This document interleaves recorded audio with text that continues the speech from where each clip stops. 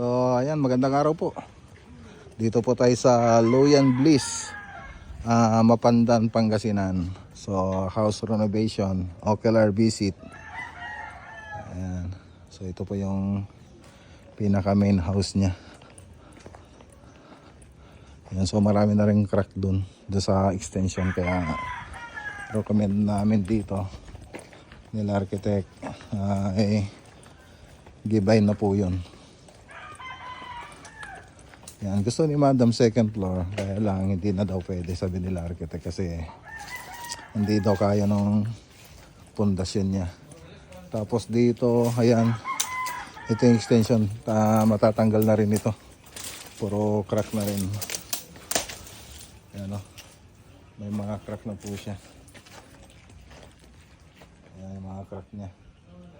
So hindi na rin siya safe. Kaya dapat gibay na rin ito. Tapos ito yung Pusi Negro, wala na, humiwalay na rin. Tapos ito yung sa bandang likod. Ayan, laki ng crack. Hindi na pwede.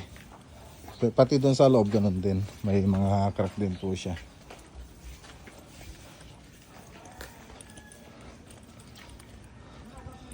So, renovation. So, dito tayo sa kusina.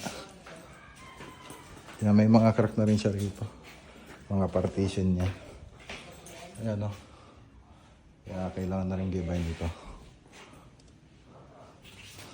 So, ito yung loob ng bahay.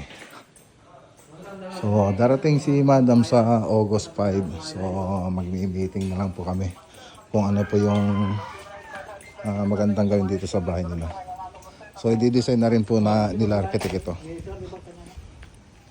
Base doon sa isa-send ni Madam na design na gusto niya. Okay. So, ayan lang mga boss.